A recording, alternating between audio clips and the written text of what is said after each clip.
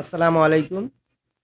সবাইকে শুভেচ্ছা জানিয়ে আজকে আমি যে আমার বাড়ির চারিদিকে যে সবজি চাষগুলা করি, সেই চাষগুলার মাটিগুলা কিভাবে তৈরি করি, ওই যে মাটিগুলা কিভাবে তৈরি করি সেটা আপনাদের জানাবো।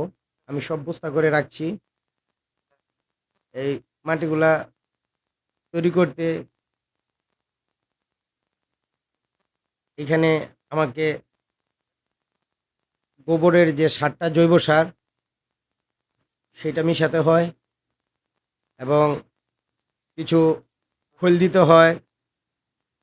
তারপরে দিতে হয় হাড়ের গুঁড়া, শিংকুচি এবং ট্রাইকোডার্মা যে ফাঙ্গিসাইড সেইটা একসাথে মিশিয়ে আমি 15-20 দিন একসাথে মিশিয়ে পানি দিয়ে হালকা ও- ওই বস্তাটার ভিতরে ভরে এবং বস্তার মুখটা টাইট করে বেঁধে দিয়ে এটাকে 1 মাস 1.5 মাস রেখে দিই। রেখে দেওয়ার ফলে এটার মধ্যে যে মাটিটা তৈরি হয় সেটা উন্নত মানের মাটি তৈরি হয়। সেই মাটিগুলাই আমি আমার বাড়ির আশেপাশে যে গাছগুলো রোপণ করি সেই জায়গায় আমি এই মাটিগুলা দিয়ে গাছপালা রোপণ করি। এই মাটিগুলোর মধ্যে যথেষ্ট পরিমাণ গাছের খাদ্য থাকে, তাই গাছের ফলনও ভালো হয়।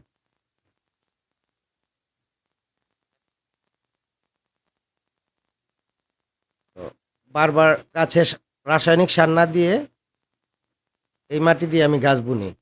এই যে এইখানে লাউ গাছ, এই বস্তার মাটি আমি দিয়ে এখানে আমি লাউ গাছটি রোপণ করেছি। তো এই লাউ গাছটি যখন আপনি নতুন কুশি ছাড়বে বুঝতে পারবেন, তখন বুঝবেন যে গাছটা একটু জোর পাইছে। তো ওই কুশি ছাড়ছে, তারপরে আমি এটার মধ্যে আরও কিছু জৈব সার মিশিয়ে দিব। এখানে আমার ওই যে সিম গাছ, এই সিম গাছটা হচ্ছে কেরালা সিম।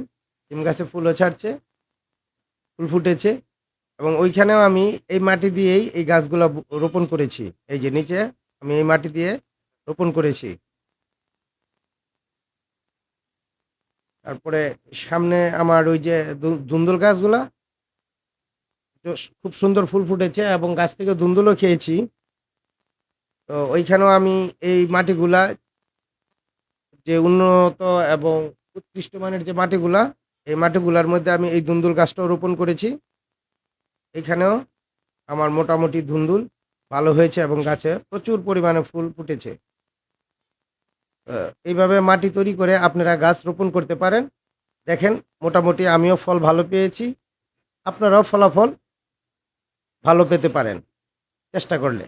আমার মতো আমি যে পদ্ধতিতে গাছগুলা রোপণ রোপণ করেছি এবং মাটিটা তৈরি করে, এইভাবে আপনারা এই গাছগুলা বুনতে পারেন। আসসালামু আলাইকুম।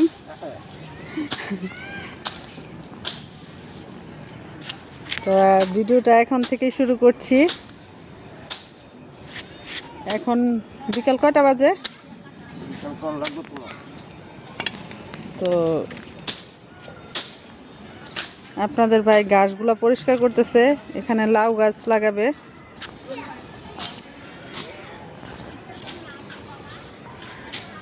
এই যে লাউ গাছ।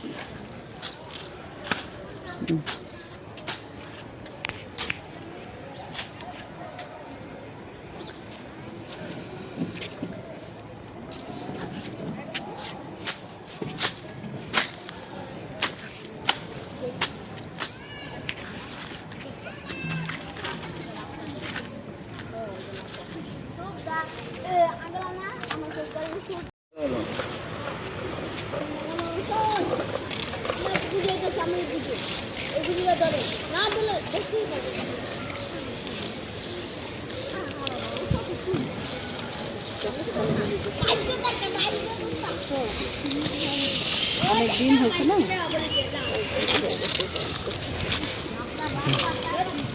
মাটি তুলছো?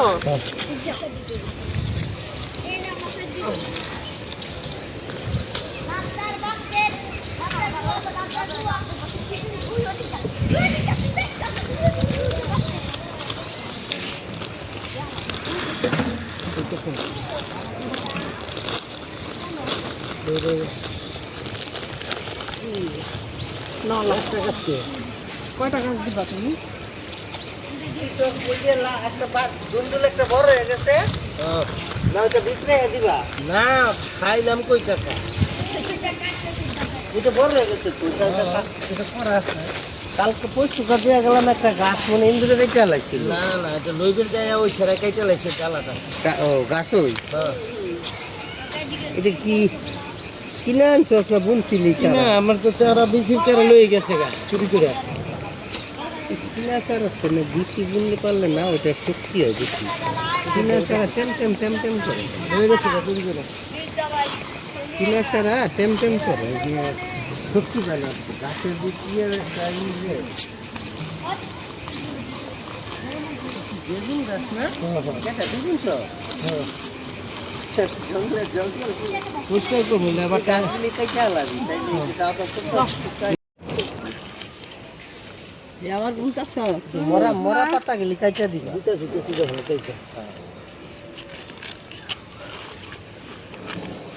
কে চুরি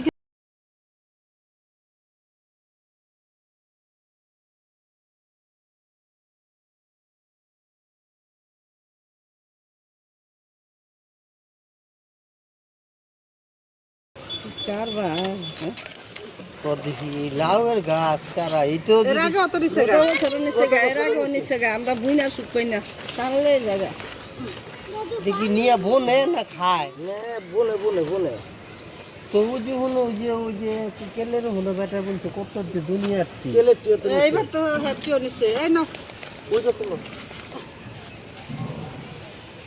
তেলের নিচে ওই যে কোনো কোনো হয় নাও লাউ লাউয়ের এটা লাউয়ের সিজনে শীতে হয়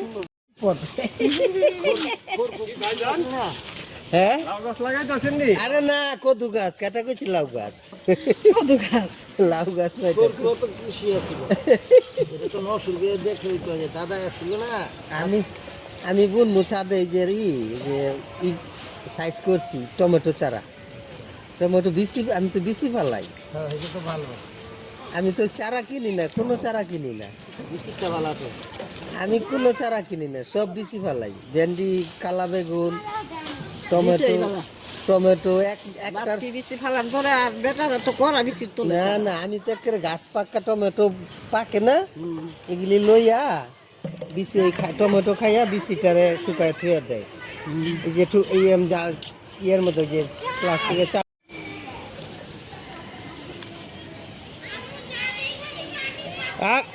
হ্যাঁ দাঁড়াও যাবো তো পাগল হয়ে গেছে ধরো খাইলে দুইটা চারটে কাটতে জিনিস খাওয়া যায় ওই যে ওই সিম গাছকে এইবার